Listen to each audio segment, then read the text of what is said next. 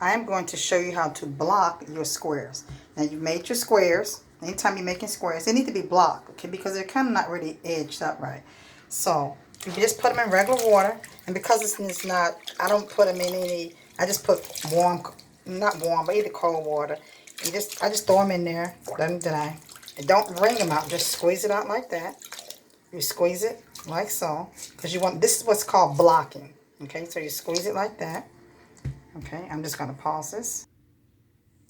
So I took the, squeeze it out, I put it here, and I just happen to have I think this is an ironing board mat, yeah, sewing table assistant. I got it from Joann. Get it when they have a 50% off, and it costs you less than $20, probably about $10.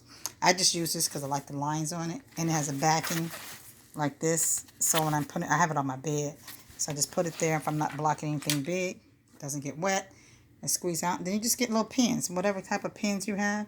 You can have these kind of pins. These aren't really the right type of pins for blocking because it can rust. They do have blocking pins.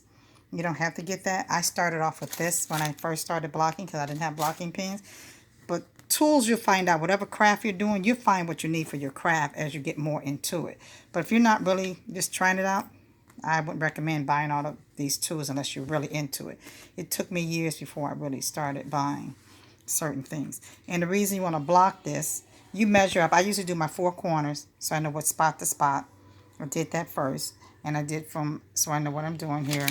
I actually did from 18 to 25, and then I go and block it all down, line it up. So I don't want it like half here, half up there. Because what happens, once you block it, your square, that's why it didn't really matter. It's going to come out to a perfect square. This is already blocked. See, so it comes out nice into the square like this. This is my shape. They won't lose shape. And I just usually block about 6 of them because that's how many I can get on this little mat. So I block 6, and it's 13 altogether because we're making that purse.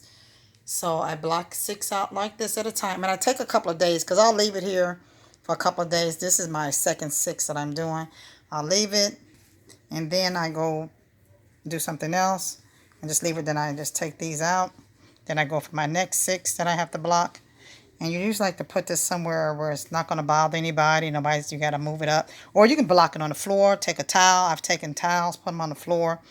If I feel like bending down on the floor to block. So when you're blocking things and you see something that says block, this is what it means by block.